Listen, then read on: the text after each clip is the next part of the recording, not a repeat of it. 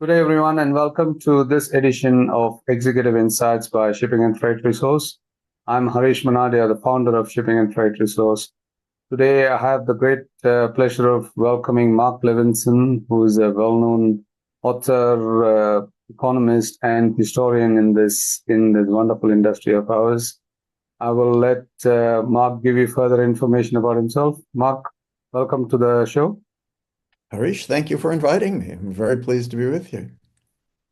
Great. Why don't we start with a brief introduction for some of the people who may not know you? Sure. I am an independent historian and economist. I live in Washington, D.C. Once upon a time, I was a journalist. I worked for outlets like Newsweek and The Economist. And then I spent a number of years as an economist and spent a few years in the U.S. federal government advising the Congress on transportation and industrial issues. I've written a number of books that deal in various ways with distribution and transportation, and I still follow the industry quite closely because I find it quite a fascinating industry and one that has a lot of consequences for the way in which we live.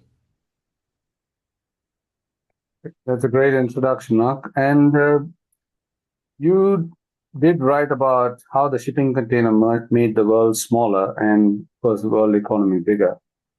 And I'm pretty sure you've done a lot of research on the book and how it all started and how it is going. How has things changed since then? It's been Sure. quite a few years in the making. So how's the changes been so far? My book, The Box, was originally published in 2006, was then revised in 2016, really to take account of the development of megaships. At the time I originally published the book, and of course you write a book a year or two before it's published. And back then, a 6,000 TEU ship was considered quite large, and there were a lot of 2,000 TEU ships and 1,200 TEU ships floating around the world. That changed very quickly in the years after that. And so I revised it in 2016, not to change the history, but simply to add a bit about how much larger vessels had come into play and how that was likely to affect the industry and the world economy. My approach to all this is perhaps a bit different from many people's because I'm really not a shipping person. My interest is in international trade and economics. And so I approached containerization not from the side of how these ships came to be so much as how this phenomenon developed and helped change the world economy in such an important way. That is a great perspective because, I mean, from a shipping perspective, many people could be biased. So we did get a very unbiased and different perspective from you. Thank you for that. And in your recent work outside the box, you also have mentioned that globalization is shifting from sort of physical goods to different services and ideas. So, Yes. in your view, what sort of pivots should the freight professionals be making? So the very rapid growth of international trade, and remember, international trade in goods grew at really twice as fast as the world economy for about 20 years between the late 80s and the 2010s. And that growth was really based on very rapid growth of the world's population and of consumption of physical goods. There were a lot more people and they were buying a lot more stuff. And I think that we've seen some major changes that have slowed the growth of goods trade. And I'm not talking here about tariffs and sanctions and things like that. I'm really talking about some underlying trends. For example, we've got much slower growth of population around the world. We have many countries in which now the fertility rates are below replacement, and we're starting to see populations level off. Uh, in many countries, now the median age is growing into the 40s or even close to 50 years old. So half the population is over 50. And one of the basic facts is that older people don't consume as much stuff. A lot of consumption is related to family formation. When you get to be my age, you've got your stuff already. You don't really need much furniture anymore. You've already got your clothing. You've already got your appliances. The sorts of things that are traded internationally become a smaller part of your consumption bundle, and you spend more of your money purchasing services and vacations, experiences, meals out, whatever it may be, rather than stuff. And then we've had some technological changes that have really affected the flow of trade, or in some cases are just beginning to affect the flow of trade.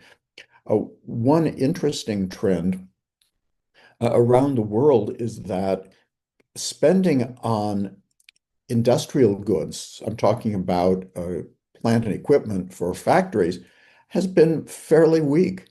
Why is that? One reason here is that machinery in factories tends to have now a longer life cycle because it's software driven and the manufacturer can update the software. So you don't need to replace your machine as often. That means that there are fewer machines that have to be taken around the world in containers. There's less need for replacement parts. The same's been true with motor vehicles. We've seen really significant growth in electric vehicles.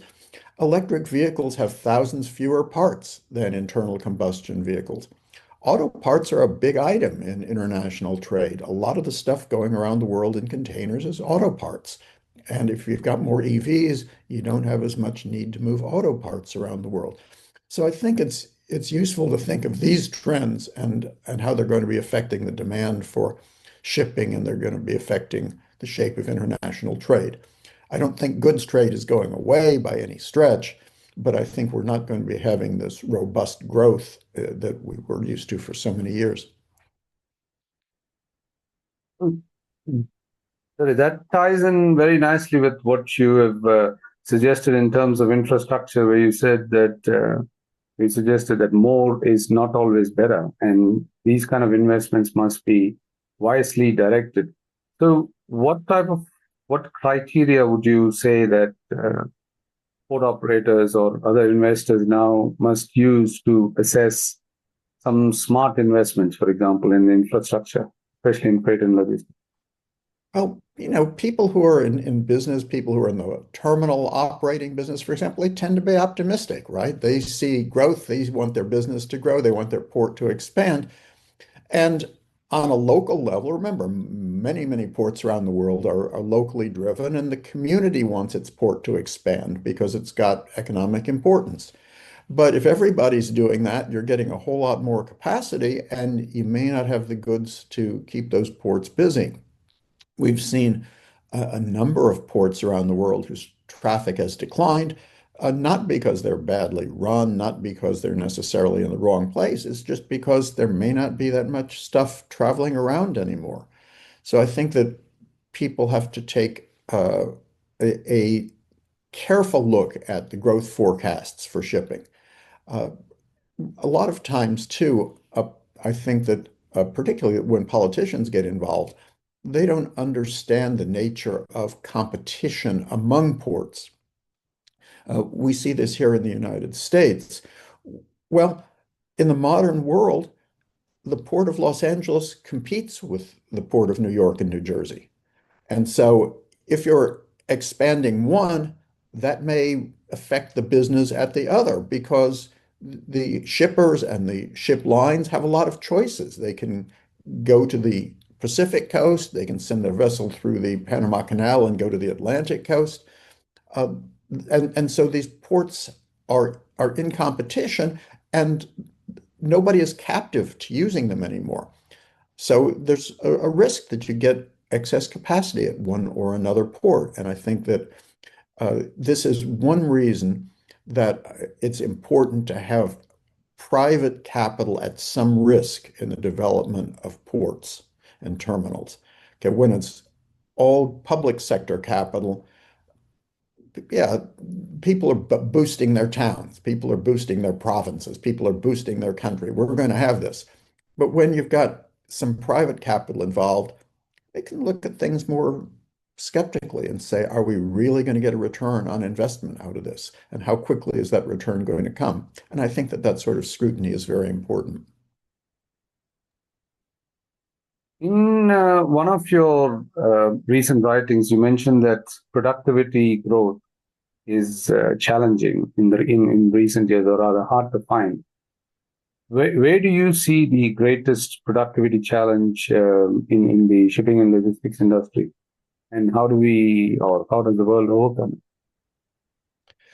it? In the shipping industry, uh, there's been a productivity challenge shows up in several ways. Okay, one is that excess capacity is really bad for productivity. Okay, when you've got vessels going around the world that are half full, there's a lot of wasted effort. There's a lot of wasted inputs, and we know historically that this has been an issue in the maritime industry. It looks like in the container shipping industry, we're heading into a downturn again because there's a whole lot of capacity coming online and uh, perhaps not so much demand for that capacity. And that's going to affect productivity. We see this in a more complicated fashion, perhaps in the ports where we see a lot of port and terminal operators trying to figure out how to improve productivity in the port. And this can mean everything from just labor productivity, how many containers get lifted per hour, to the speed with which containers get moved around within the terminal or get transferred out of the terminal. And I think this has really been a challenge. There's been a huge amount of work underway in the maritime industry concerning digitalization. And there's a whole lot more work to do. I think this has proven much harder than people anticipated because many of the participants in the supply chain are wanting to protect their own businesses. And so they agree in principle that we need more digitalization to help improve productivity and to speed the throughput of cargo. But when it comes to the specifics, they don't want to give up what they've got and they don't want to give up their direct relationship with their customers. And so I think we've got a long ways to go in digitalization of port operations. I think there's been some progress made, and I think the industry should be proud of that. But it's proven really tough, and I admire the people who've devoted a lot of effort to digitalizing the supply chain and the shipping industry. I'm one of them trying to digitalize the supply chain, and I'm part of the ICC's working group on digital standards initiative as well. We're doing a lot of work on the electronic trade documentation as well. And Mark, you spent many years in finance as an editor in economics, and also in foreign relations. So you've seen global trade and transport from many vantage points. Is there any regulatory or policy developments that you feel is very much underappreciated today or not being used today the way it should be? We've seen a lot of deregulation in transportation, and I think obviously that's had very, very important consequences. One of the things that you see if you look at this as historically, in a historical context, is how much of what developed here was not planned. Okay, when countries around the world started deregulating freight transportation in the 1980s and the 1990s, nobody really thought very much that this would lead to the growth of a contract transportation. Okay. And what have we seen? We've seen that really most freight now moves under contract. The spot market has become a less important part of not only trucking, but railroad transportation, ocean transportation, barge transportation. So that's really transformed the nature of international trade. And it was not planned that way. It just worked out that way. One thing that's going on now that I find quite interesting, and again, this is something that's been permitted by regulators, has been the integration of very large companies. The that previously were engaged in shipping or previously were engaged in railroads or in freight forwarding, and now they're engaged in all those things. They're offering customers, shippers, an end-to-end solution. We'll get your stuff at the factory and we'll deliver it to the distribution center 10,000 kilometers away, and we'll do all of it for you. Uh, it's not clear to me that shippers necessarily want that service. Okay. The shippers are increasingly concerned about risks in their value chain. They want options, they want choices. They don't really want to consign their entire future to one company, which is going to handle all of their logistics needs. And so I think it's going to be very interesting to see how this trend plays out. Do companies really want to use a freight forwarder that's actually tied to a railroad and tied to a ship line and tied to a truck line and tied to a warehouse operator? Time will tell. The lines have been blurred in between these operators.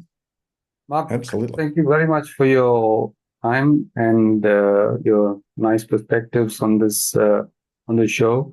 Hopefully, we'll hear more from you. And I always like to read your posts on LinkedIn. I find it quite useful and timely. Keep up the good work, and nice to have chatted with you. I've enjoyed talking with you. Thank you very much.